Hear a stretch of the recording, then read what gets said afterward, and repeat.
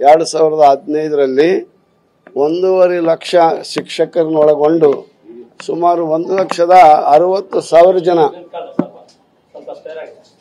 DC ಅವರ ನೇತೃತ್ವದಲ್ಲಿ ತಹಸೀಲ್ದಾರರು ಶಿಕ್ಷಕರು ಮಾಡಿದಂತ ಒಂದು ಸರ್ವೆ, ಅದು ಸಾಮಾಜಿಕ ಶೈಕ್ಷಣಿಕ ಸರ್ವೆ, ಅದು ಕಾಂತರಾಜ್ ನೇತೃತ್ವದಲ್ಲಿ ನಡೆದಿತ್ತು. ಹಿಂದುಳಿದ ವರ್ಗಗಳ ಆಯೋಗದ ಅಧ್ಯಕ್ಷರು ಅವರು.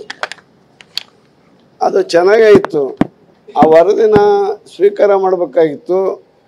ವರದಿಯಲ್ಲಿ ಏನಾದರೂ ಲೋಪ ಇದೆಯೋ ಇಲ್ವಾ ಅನ್ನೋದು ನೋಡಬೇಕಾಯಿತು. ಯಾವ ಜನಾಂಗ ಒಳಗೊಂಡಿಲ್ಲ ಅನ್ನೋದನ್ನು ಕೂಡ ನೋಡ್ಬೋದಾಯಿತು. ನಾವು ಪ್ರತಿಯೊಂದು ಬೂತು, ಹಳ್ಳಿ, ಗ್ರಾಮ, ಜಿಲ್ಲೆ, ಹೋಬಳಿ ಮಟ್ಟದಿಂದಲೂ ಕೂಡ ಅದರ ಸರ್ವೆ ಮಾಡಿದ್ದಾರೆ. ಎಲ್ಲ ಮನೆ ಮನೆಗೆ ಹೋಗಿ ಸರ್ವೆ ಮಾಡಿದ್ದಾರೆ. ಆ ಸರ್ವೆ ಮಾಡಿರೋ ಕಾಪಿಯನ್ನ ಸರ್ಕಾರ ಸ್ವೀಕಾರ ಮಾಡಿ ಬಹಿರಂಗ ಪಡಿಸ್ಬೇಕಾಗಿತ್ತು. ಬಹಿರಂಗ ಪಡಿಸಿ ಆದ್ಮೇಲೆ ಎಲ್ಲಿ ಲೋಪ ಆಗಿದೆ ನೋಡ್ಲಿ, ಯಾವ ಜನನು ಬಿಟ್ಟಿದ್ದಾರೆ, ಯಾವ ಹಳ್ಳಿ ಬಿಟ್ಟಿದ್ದಾರೆ, ಯಾರು ಮನೆ ಬಿಟ್ಟಿದ್ದಾರೆ ಅನ್ನೋದು ಗೊತ್ತಾಗಬೇಕಲ್ಲ. ಯಾರು ಮನೆ ಬಿಟ್ಟಿದ್ದಾರೆ, ಯಾವ ಹಳ್ಳಿ ಬಿಟ್ಟಿದೆ,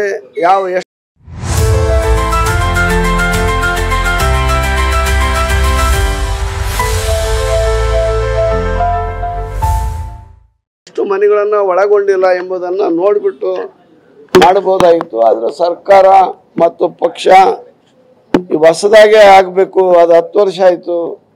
10 ವರ್ಷ ಆದ್ಮೇಲೆ ಹಳೆದಾಗಿದೆ, ಜನಸಂಖ್ಯೆ ಜಾಸ್ತಿ ಬೆಳೆದಿದೆ ಎಂಬ ಇತ್ಯಾದಿ ವಿಷಯಗಳನ್ನು ಇಟ್ಕೊಂಡವರು ಈಗ ಹೊಸದಾಗಿ ಸಮೀಕ್ಷೆ ಮಾಡಕ್ಕೆ ಕೊಟ್ಟಿದ್ದಾರೆ. ಮತ್ತೊಂದು ಕಡೆಗೆ ಭಾರತ ಸರ್ಕಾರ ಜನಗಣತಿ, ಅದ್ರ ಜೊತೆಗೆ ಜಾತಿ ಗಣತಿಯನ್ನು ಕೂಡ ಮಾಡ್ತೀವಿ ಅಂತಂದೇಳಿ ಕೇಂದ್ರ ಸರ್ಕಾರನೂ ಕೂಡ ಪ್ರಕಟಪಡಿಸಿದೆ. ಇವೆರಡೂ ಕೂಡ ಗೊಂದಲ ಇದೆ. ಈಗ ಸಮೀಕ್ಷೆ ಮಾಡಲಿಕ್ಕಾಗಲ್ಲ. ಈಗೆಲ್ಲ ಶಿಕ್ಷಕರು ಶಾಲೆ ಆರಂಭ ಆಗಿದೆ. ನೀವೇನಾದರೂ ಮಾಡಬೇಕಂದ್ರೆ ಮತ್ತು ಏಪ್ರಿಲ್ ಮೇನಲ್ಲೇ ಮಾಡಬೇಕು.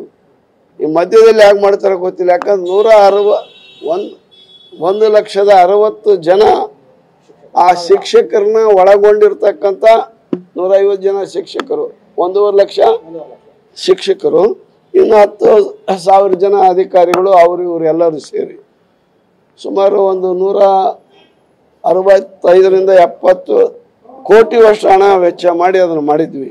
ಭಾಳ ವೈಜ್ಞಾನಿಕವಾಗಿ ಮಾಡಿದ್ವಿ. ಈಗಿನ ಸರ್ಕಾರದ ಮುಖ್ಯ ಕಾರ್ಯದರ್ಶಿ ಶ್ರೀಮತಿ ಶಾಲಿನಿ ರಜನೀಶ್ರವರೇ ಹಿಂದುಳಿದ ವರ್ಗಗಳ ಇಲಾಖೆಯ ಕಾರ್ಯದರ್ಶಿಯಾಗಿದ್ದರು. ಅವರು ಬೆಲ್ ಕಂಪ್ನಿ ಕೊಟ್ಟಿದ್ರು. ಎಲ್ಲದನ್ನು ಕೂಡ ದಿನನಿತ್ಯ ಬರ್ಕೊಂಬರ್ಬೇಕು, ನಂತರ ಅದನ್ನು ಅಪ್ಲೋಡ್ ಮಾಡೋದು ಅಲ್ಲಿ ಸೇವ್ ಆಗಿದೆ. ಅದನ್ನು ಒಂದು ವೆಬ್ಸೈಟಿಗೆ ಹಾಕಿಬಿಟ್ಟಿದ್ರೆ ಪ್ರತಿಯೊಂದು ಕೂಡ ಗೊತ್ತಾಗೋದು. ಆದರೆ ಈ ತೀರ್ಮಾನ ಮಾಡಿದ ಮೇಲೆ ಆ ತೀರ್ಮಾನದ ವಿರುದ್ಧ ಮಾತಾಡೋದು ಕಷ್ಟ, ನಾವು ಬಿಡೋದು ಕಷ್ಟ.